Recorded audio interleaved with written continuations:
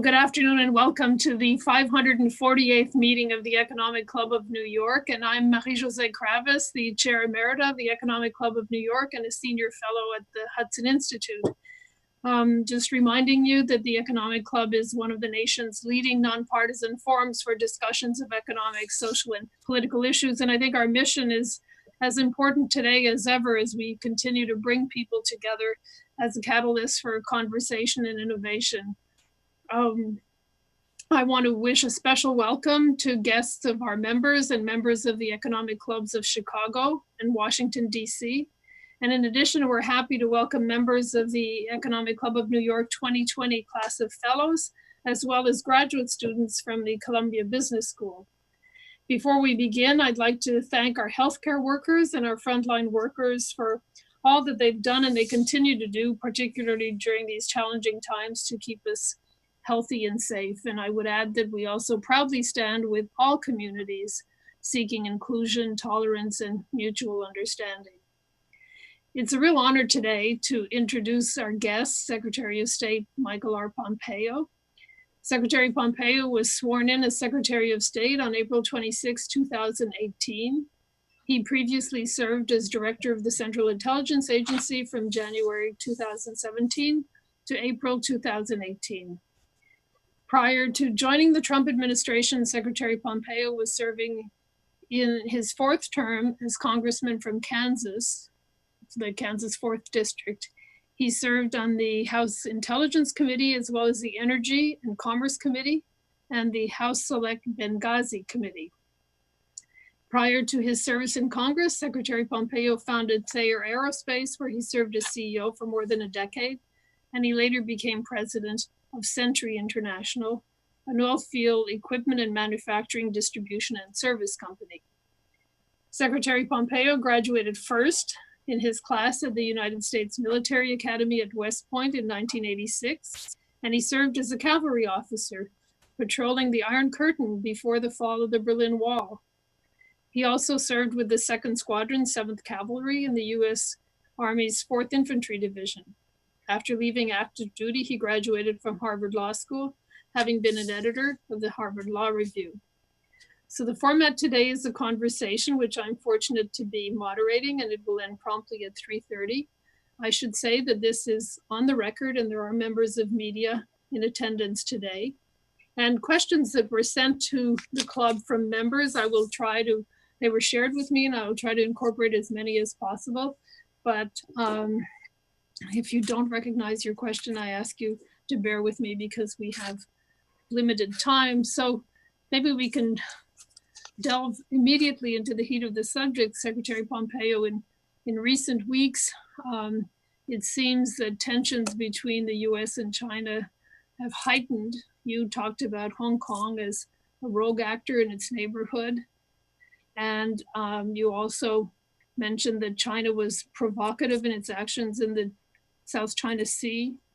Last week, there were sanctions that were imposed on several top Chinese officials over human rights in Xinjiang province. You mentioned that you were considering banning some Chinese social media apps, TikTok, for example. And last Friday, the president said that the relationship with China was severely damaged and said that he wasn't giving much thought to phase 2 talks. So I wonder if you might comment on the state of US-China relations. Sure, I'd be happy to. Thanks for having me here. Thanks for the kind introduction, Marie-Josée. Good afternoon to everyone on the call. I was looking, I saw that Dr. Kissinger is going to be with you in October. Glad I'm going before him. So,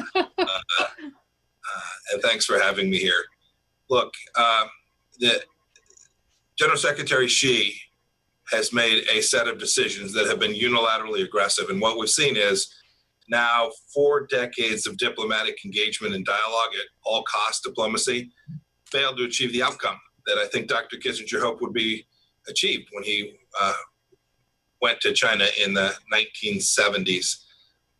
We've watched unilateral aggression, and you described several of the fronts, right? You talked about intellectual property. You talked about technology here. Many on this call, I was a small businessman, as you described. many in this call have had their intellectual property stolen, American middle-class workers losing their jobs because good work done by American businesses to create real value destroyed by Chinese thievery. We see what they've done. They've lied about what they're doing in the South China Sea. They promised during the previous administration they wouldn't militarize the South China Sea. They broke that promise, their promise. And so on Monday of this week, we announced a change in U.S. policy with respect to the legal recognition of the boundaries and control inside the South China Sea to, frankly, to support the Vietnamese, the Malaysians, the Indonesians, the Philippines, every country that has maritime claims that are legal and lawful and recognized under international law ought to be supported by the United States. We aim to do that. And then I could go through the other challenges that China presents, but if you step back for a moment and ask what President Trump's trying to achieve, is he wants fairness and reciprocity and security for the American people. So you referenced trade earlier. All he has ever asked is that the trade relationships be reciprocal. The Chinese don't seem intent on doing that. All we ask with respect to how we engage diplomatically is that we engage diplomatically on the same terms.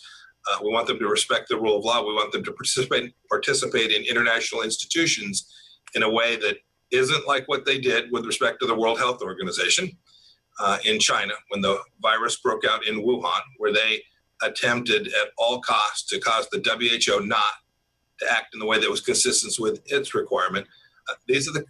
What we're asking from China and the Chinese Communist Party isn't difficult, but it's something that General Secretary Xi has demonstrated he is unwilling to do.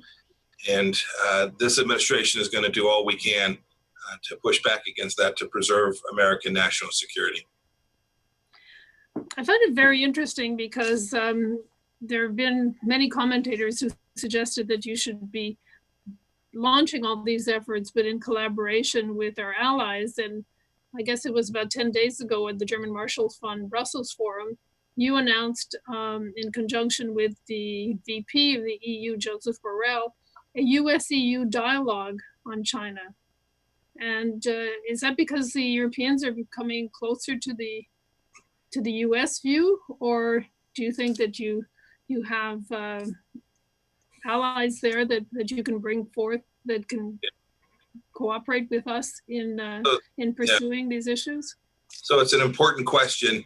You know, I've been the Secretary of State for coming on 2.5 years now. It's been sport from the foreign policy establishment to talk about how this administration's been go it alone and we don't collaborate with anyone. I could go through the list of places we built out enormous coalitions, whether that was North Korea or Venezuela, many issues. We're leading in the response to the COVID-19. We've spent far more money than any other nation in trying to help people in Central Asia, people in difficult parts of Africa respond to this in an intellectual way and an intelligent way and an effective way. On this particular file, I think the tide has turned. I think the work that we have done to demonstrate to the world the threat that the Chinese Communist Party poses to them. It's not about lobbying. It's not about them saying, well, we'll do that because the Americans are doing it. I'll give you an example from the last 48 hours. The United Kingdom changed its policy with respect to its 5G technology. It didn't do so because America browbeat them. It did so because it conducted a thorough analysis based on a set of information, some of which we certainly were helpful as part of the Five Eyes coalition to collect and disseminate. They looked at that and said, for the British people, we don't want their private information, facial recognition issues, data issues. We don't want that traveling across untrusted vendors. We don't want the Chinese Communist Party to have that data in their hands. And on behalf of the United Kingdom people, the Prime Minister of the United Kingdom made a really good national security decision. I'll give you another example. India. We've been working closely with the Indians across a broad spectrum of the full range of international partnership with them to assist them in making sure they had all the information they needed to make good decisions. They made the decision that they were going to pull 50 or so Chinese applications off the systems that were operating inside of India. They didn't do that because the United States told them to. They did it because they could see the threat to the Indian people from the Chinese Communist Party. I think we are watching the world unite to come to understand the threat from the Chinese Communist Party. I think you see it in how American business people like you that are on this telephone conference with me. I think we're watching American businesses understand the political risk of operating in places like Hong Kong. And they're seeing that their supply chains are potentially being poisoned by the human rights violations. Literally, the stain of the century in human rights violations is taking place in Western China today. I think American businesses are saying this is not a place that we are comfortable with. And I'm watching as they're making different decisions about how to allocate capital inside of their businesses and inside of their supply chains as well. This is all a response to the actions of the Chinese Communist Party. And I think so long as the Chinese Communist Party continues to engage in the activities that it's been undertaking now for an awfully long time, you'll see them confronted in ways that they have not been confronted before, not only by the United States, but by freedom-loving democracies all across the world. You mentioned Hong Kong, and of course, the world has watched in astonishment as what has happened in Hong Kong. What would happen if they extended that kind of, let's say, aggressiveness towards Taiwan? Well, we're in the realm of the hypothetical, but I will describe how we think about our policy there. So there are a set of commitments that the United States has made, a set of communiques, central understanding. We have the Taiwan Relations Act. All of those are things that are requirements, things we've agreed to do, and we'll continue to live up to those. This administration has taken seriously its commitment to provide Taiwan with the tools that it needs for its own security. We saw yesterday, I believe it was, the Chinese threatened to sanction a major American defense manufacturer because they were so outrageous in agreeing to sell weapon systems to Taiwan that the United States has signed off on. This administration has taken seriously its responsibilities to both China and Taiwan, and will continue to do so. There are different situations. The common theme is a Chinese Communist Party that is engaged in activity that I think no one 10 or 15 or 20 years ago would have anticipated they were willing to do. And for the first time, there's an administration that is prepared to respond. I get it. When I ran two small businesses, you can go online and Google it. I had an operation in Shanghai. It was tiny. It was small. We were a small business. It is so different today. The conditions on the ground are so different today inside of China that I think you're going to see commercial enterprises reevaluate their political risk, not only in Hong Kong, but in mainland China as well. So you mentioned working with India. You've also worked with Brazil, with Israel on some of these issues relating to China. Why these countries? Yeah, these are nations that share our understanding at the core.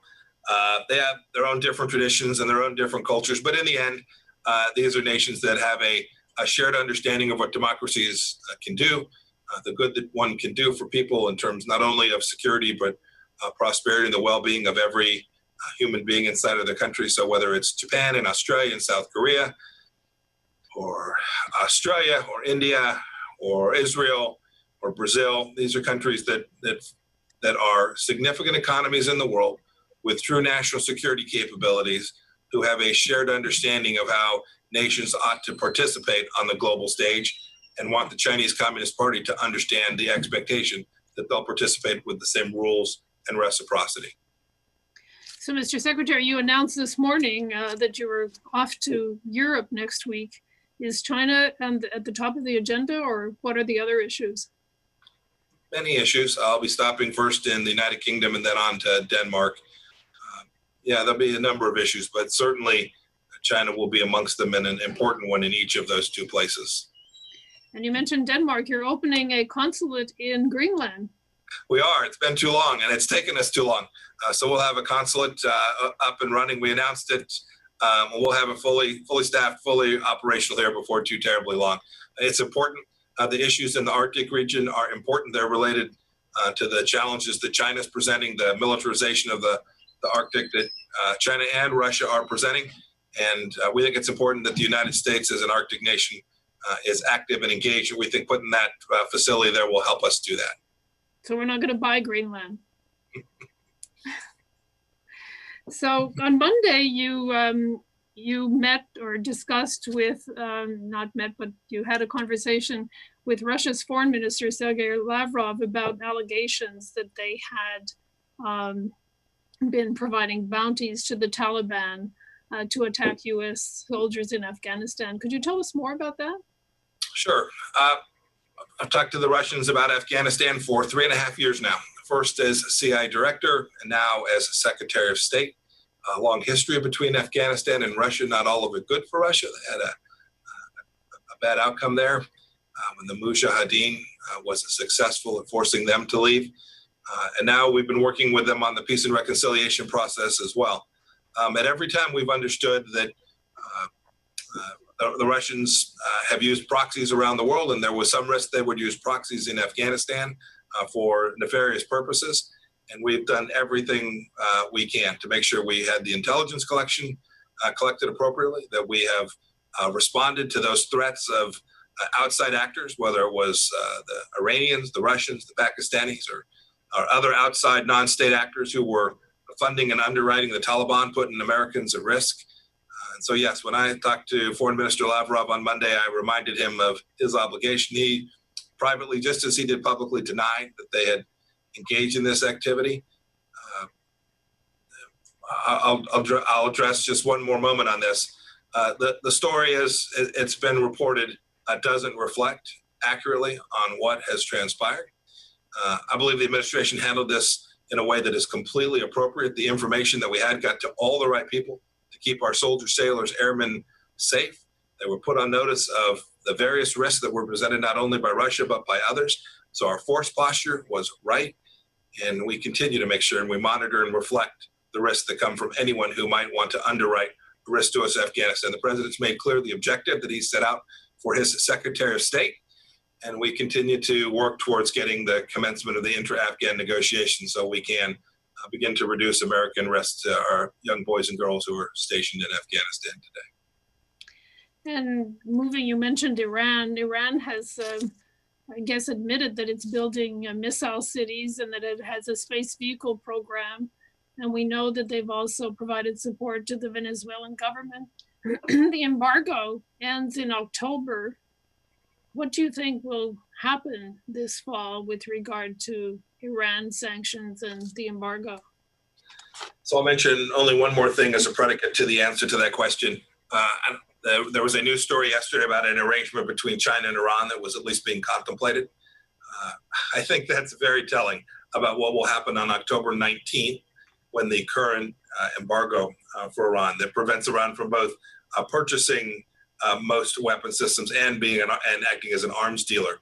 It would be tragic. This was one of the central failings of the JCPOA, that was but a roughly 5-year hiatus in Iran, being the world's largest state sponsor of terror and one of its larger sellers of arms to bad actors around the world. We will work with the UN Security Council to ensure that the arms embargo is extended, and I'm confident that we'll get that outcome. I believe we have all the tools that we need. I hope we can solve it diplomatically. I hope we can convince the P5 that it's the right thing to do to extend this arms embargo, to make it an indefinite arms embargo until the Islamic Republic of Iran changes its ways. But in the event we can't convince them, I'm confident that we have a legal basis and a path forward so that we can, as President Obama reminded us, unilaterally reimpose all of those sanctions. We don't need approval of anyone. I can find you 15 quotes from Secretary Kerry, from Wendy Sherman, from Barack Obama that reminded the American people that the United States had the unilateral right to reimpose all of those sanctions if we were unhappy with the behavior of the Islamic Republic of Iran. I can assure you this administration is not pleased by Iran's behavior, and we're going to ensure that this arms embargo doesn't expire in October. Could you elaborate a little bit more on Iran's role in countries such as Venezuela, for example? Yeah, they're trying to sell. People understand that very well. They're trying to sell them gasoline. They're trying to move resources to them. It's difficult to heavily sanctioned nations, so it's hard for them to move money around the world, and we're making it as difficult as possible for them to violate those sanctions. We're trying to enforce those sanctions with as much efficacy as we can. We don't always succeed, but I'm confident that we will continue to raise the cost for those two to do business together and reduce the risk that they will come to each other's salvation And moving to another, speaking of sanctions, another country, North Korea, we really are going around the world. It seems things have seemed to have been quiet with regard to North Korea and the U.S. recently. Will the dialogue commence again, or what do you anticipate will happen with regard to our relationship with North Korea? So there's more discussion than is publicly noticed. We continue to work on the problem set. In June of 2018 in Singapore, Chairman Kim and President Trump met, and they laid down a broad set of objectives that were agreed to, not only denuclearization of the Korean Peninsula with a fully verified mechanism to ensure that had taken place, but also prosperity for the North Korean people, a security situation for both North and South Korea that was satisfactory to each of them as well. We continue to try to work with the North Koreans to achieve that. I'm hopeful that we'll be able to have a senior discussion before too long and hopefully advance the ball in that respect. There's been all this talk about will there be a summit before the U.S. elections in November. It's now July. I think that's unlikely, but in the event that it was appropriate, we thought we could make material progress, and the best way to do that was to put President Trump with Chairman Kim to do it. I'm confident that the North Koreans and President Trump would find that in our best interest. So moving back to the United States, there are two issues that have foreign policy dimensions that seem to be at the center of the debate today. There's the pandemic and there's the issue of race relations. So with regard to the pandemic, what do you see, or do you see another institution or organization or format process to replace the WHO in terms of sharing of information, sharing of data, sharing of research? So Marie-José, you'll remember the last time the WHO failed with respect to a pandemic, we set up PEPFAR, and the United States achieved an enormously good set of outcomes and continues to spend American treasure working on HIV/AIDS. And Deborah Birx now working on COVID-19, but she personally had an enormous role in helping us make real progress against this that particular pandemic and working on eliminating it throughout Africa. We expect we can do the same thing here. President Trump's made clear our decision to leave the WHO was simply because it wasn't a science-based institution and because it had become politicized. It wasn't about saving money. Indeed, I expect that we will spend more money on COVID-19 outside of WHO than we would have spent were we inside. I hope we can build a coalition out that will go work on this. We'll find distribution channels when the blessed day comes that a vaccine has been identified. There's been a great deal of work on that.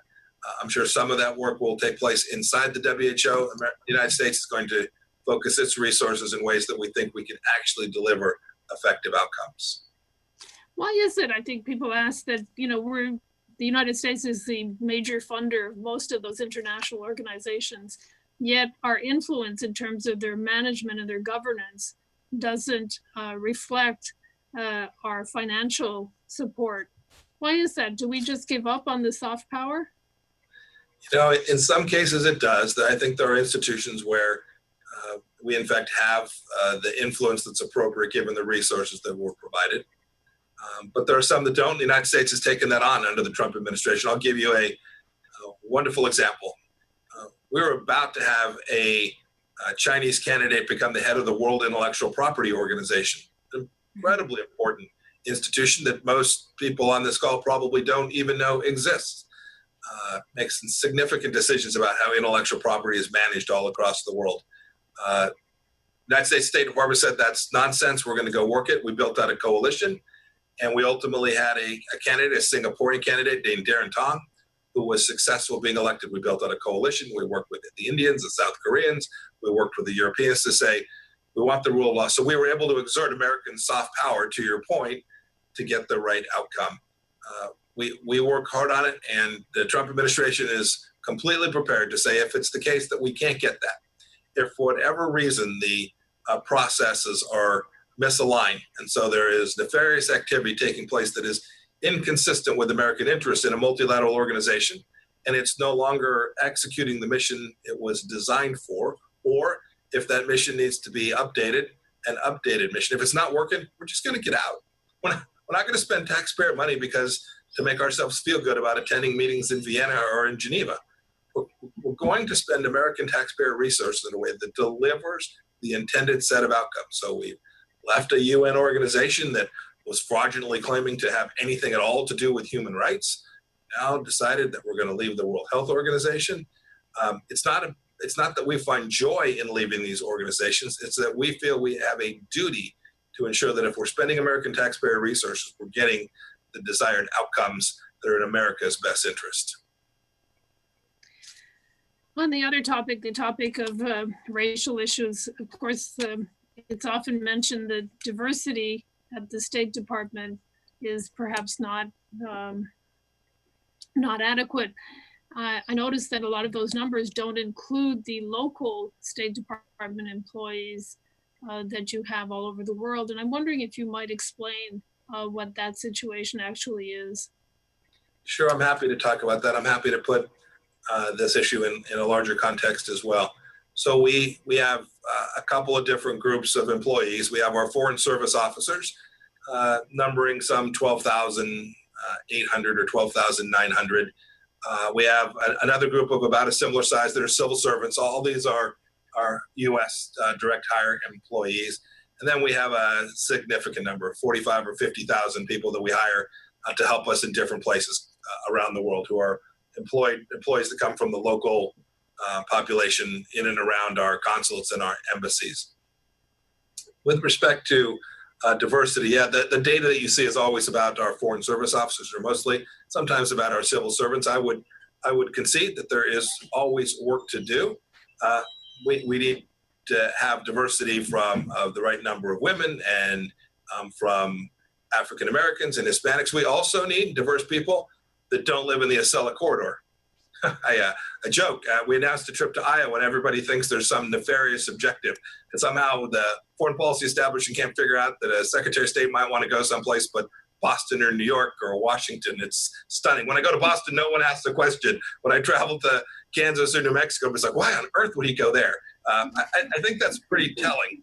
I was on a call this morning, got asked, why are you going to Iowa? Why are you headed to Idaho? Why are you headed to Colorado? Yes, the world exists beyond the 495 Beltway. I can assure everyone on this call. We need to do that right. We need to do it well. We need to have the most trained, talented workforce. We need language skills that are incredibly diverse. We don't have enough Mandarin speakers here. Today at the State Department, there's an awful lot of work to do. And Maria Jose, if you'll give me just one more second on this very issue, tomorrow I'll be in Philadelphia, going to speak at the National Constitution Center. And I will be giving some remarks that relate to the State Department's Commission on Unalienable Rights that I set up now some year ago, chaired by Professor Mary Ann Glendon. And they've done a thorough review of how the State Department ought to think about human rights. The human rights, the 20th century human rights project is in a real crisis. You hear nations talk about human rights in ways you hear the Chinese Communist Party talk about human rights. You hear the Iranians talk about human rights. This is unmoored and ungrounded. And I wanted to go reground it in the American tradition. And so when this report is unveiled tomorrow, you'll see that we've gone back. We've gone back to our Declaration of Independence, where they talk deeply about foreign policy and its connection to these unalienable rights. And we'll talk about our Constitution and how it defines this, the way we ought to think about this. And we talk about the Universal Declaration of Human Rights from the mid 20th century. And it made, what the commission did is it took those ideas, those central ideas, and helped provide a foundation from which I hope our diplomats can go around the world and on a solid footing talk about the American tradition of unalienable rights, why they matter, why they make nations better, and we'll ground our foreign policy and human rights in a way that, frankly, it has not been for far too long. I think this is deeply related to what you see going on in America today. This central understanding of our founding and how it's connected to the protection of human rights for every human being, simply because they are each created in the image of God. I think that's important. And if we get that right, I think American foreign policy will have another tool to use as we go around the world trying to do good things for all people. Many thanks, Mr. Secretary. On this message of hope, I thank you for sharing your valuable time Thank with you. us today, and wish you good luck in all of your endeavors. It was very informative, and Thank I'm sure deeply appreciated by our members. Thank you.